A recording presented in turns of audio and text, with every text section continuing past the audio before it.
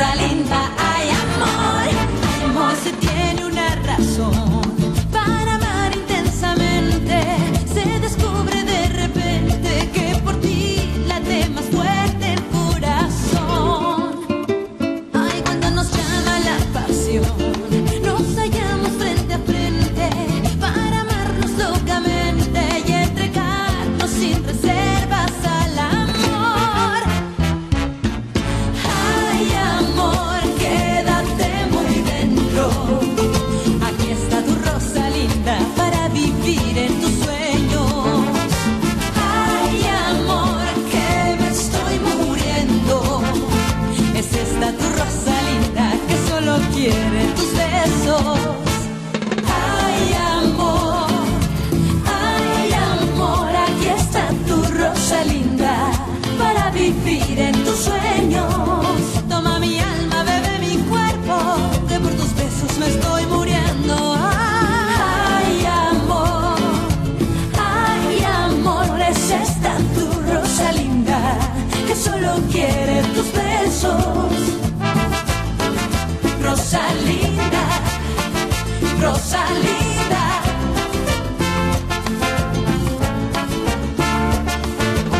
Rosalinda, ay amor.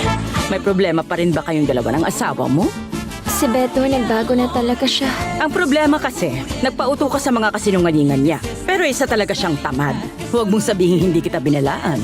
Ang bait mo kay Erica, inaalagaan mo siya ng husto. Napakalaki at totoo ang pagmamahal ko sa'yo, Fernando Jose. Makukuha ko ulit ang puso mo. Magkakaroon si Rosalinda ng isang pagtatanghal sa Blanquita Theater. Bilang Paloma Dorantes? Hindi, bilang Rosalinda. Ibang-iba kaysa sa dati. Interesado ka pa bang pabagsakin si Valeria Altamirano? Interesado kung ibigay ang dapat sa kanya. Tutulungan mo ba ako?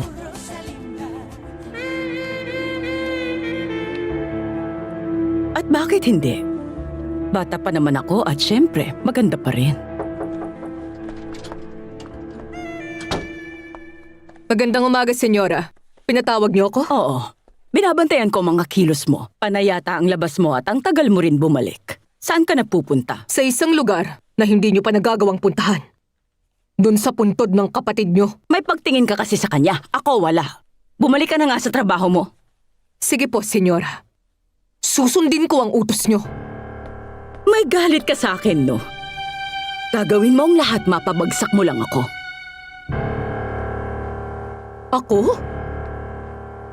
Tumigil nga kayo, senyora.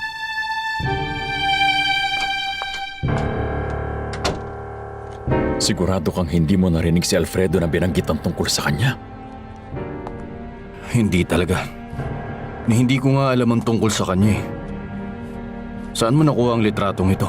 Galing yan kay Berta. Berta? Yung mayordoma ni Senyora Altamirano? Oo. At hindi mo alam kung gaano kahirap hanapin ang babaeng yan. Veronica Altamirano. Kung totoong hindi nga siya nakipag-divorce kay Jose Fernando, siya pa rin ang tunay na asawa. Ganun na nga. Siya ang legal na asawa at ang totoong nagmamayari ng yaman ng Altamirano. Nasa abogado ng lahat ng kailangan niya. Pupunta na lang tayo ron para pumirma. Tapos sa'yo na tong restaurant. Ano, ayos ba? Fernando Jose, nakikinig ka ba? Kinakausap kita. Pasensya na, Gerardo. Ano bang iniisip mo? Pasensya ka na. Tama ka. Hindi nga ako nakikinig sa'yo. Ano problema? Tuluyan na ako nakipaghiwalay kay Rosalinda.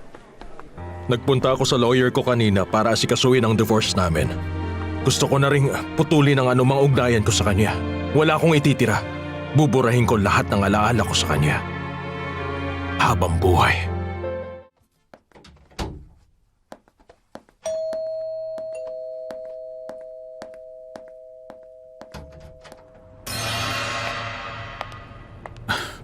Kumusta, Fedra? Teka, wala rito si Lucy at paalis din kasi ako kaya mas maiging... Huwag kang matakot, Anibal. At huwag mo rin akong subukang iwasan. Alam naman natin na mangyayari din ito balang araw. Sigurado ka na sa gusto mong mangyari na makipag-divorce kay Rosalinda? Oo, siguradong sigurado na ako. Nagising na ako sa masakit na katotohanang hindi niya ginustong maging asawa o maging matinong babae. Ibang-iba na ngayon si Rosalinda. Hindi na siya yung nakilala ko noon. Ngayon naging manhid na siya, nawala na ng pakiramdam. Wala na siyang prinsipyo at dangal. Kailangan ko siyang hiwalayan para sa anak ko at nang tuluyan na siyang mawala sa buhay namin. Si Erica, ayokong malaman niya na ang mama niya ay uhaw sa kasikatan at mas pinili niya to at ang kapritsohan niya kaysa sa amin. Ang tindi ng mga panghusga mo kay Rosalinda. Sinasabi ko lang ang totoo. Isang masakit na katotohanan. Sa sobrang sakit parang dinudurog ang puso ko. Kasi kahit ayoko na patuloy ko pa rin siyang minamahal. Siya pa rin ang laman ng puso ko, Gerardo. Buong puso ko siyang mahal. Isa kang nakakahiya at maruming babae. Tumigil ka na!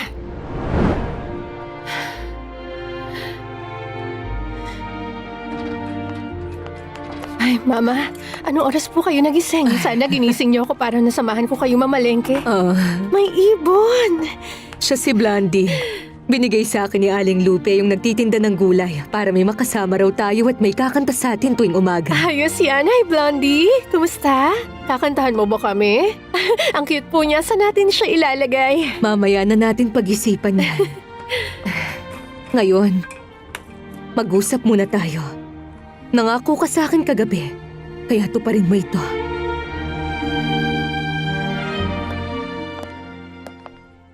Hindi ko alam kung paano to nangyari. Ano ka ba? Huwag na nga tayong magsisihan, no? Nag-enjoy ka rin naman yung totoo. Pedra, paano natin to nagawa sa kapatid mo? Naasawa ko. Mahal ko siya. Nasasabi mo yan ngayon, pero kanina, hindi mo yan naisip nung ginawa natin. Hindi mo ako mahal, Fedra. Ginamit mo lang ako. Bakit? Pag nalaman mo, magiging masaya ka rin, gaya ko. Dahil matutupad na ang isa sa mga pinapangarap mo. Kaya sa ngayon, inaasahan ko na ititikom mo yung bibig mo at ililihim mo sa lahat kung ano man ang nangyari sa atin ngayon.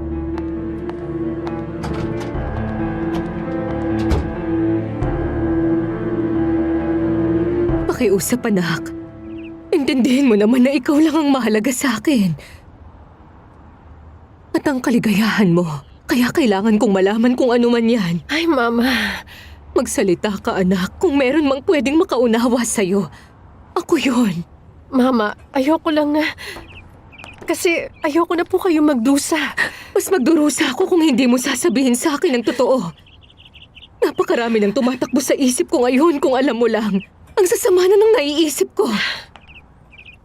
Naisip ko na nga rin ngayon na may malalang sakit ka at may taning na ang buhay mo. Ay, Mama. Kung alam mo lang. Mapaging Diyos. Hindi. Tama po kayo. Malapit na po akong mamatay.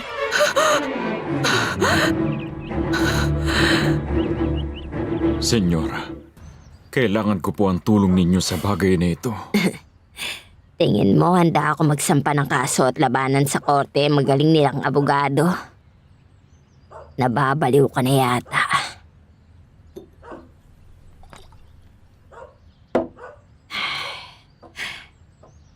Hindi ko yun ginawa nung may pagkakataon. At mas lalo na ngayon. Senyora, unawain niyo ako. Hindi lang pera ang sangkot dito, kundi maging ang respeto at dangal ninyo. Ang hustisya at katarungan. Kailangan managot si Valeria Altamirano.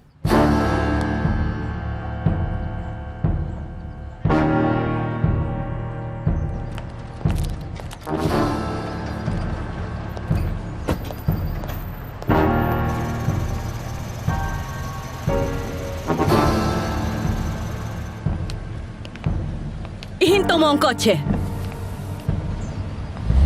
Abril, sabihin mo, anong ginagawa mo?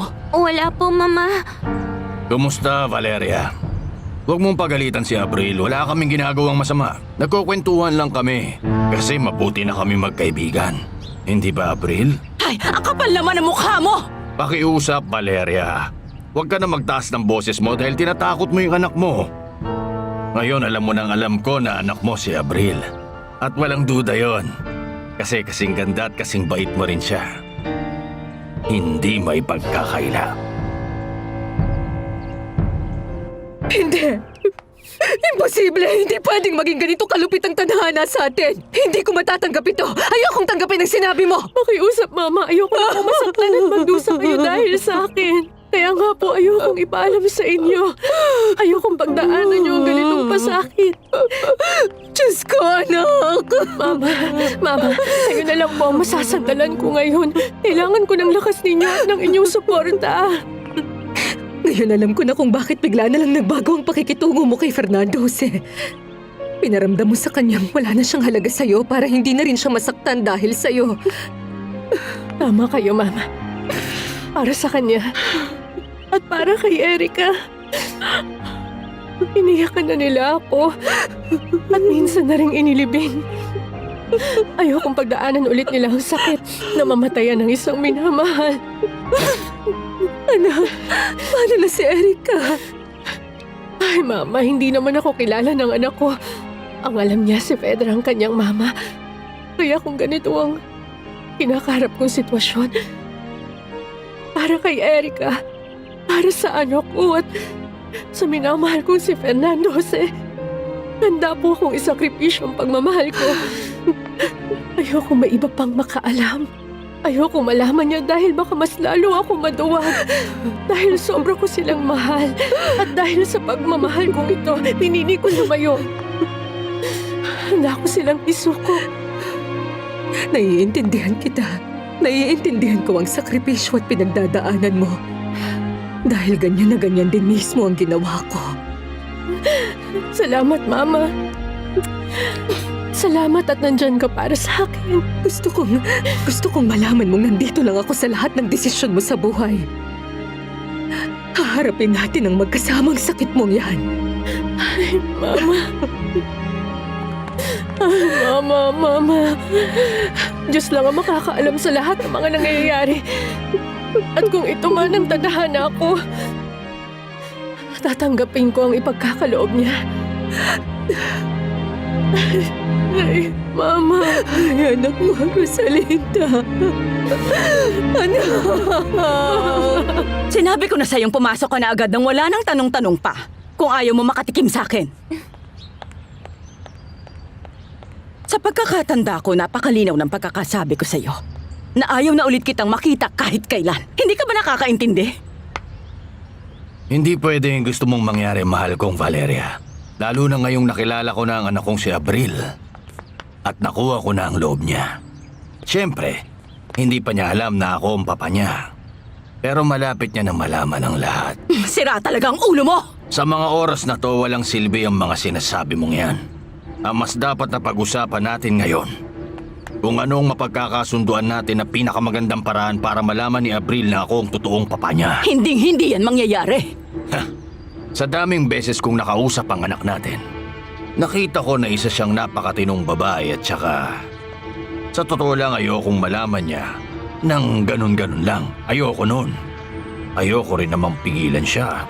Ano ba talaga ang gusto mo, ha?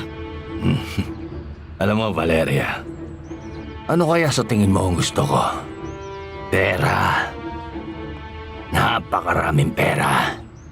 Gusto kong maligo sa napakaraming pera. Bigyan mo ko ng ilang araw para makaipon ng maraming pera. Sa sobrang dami, hindi ka na magpapakita ulit sa akin.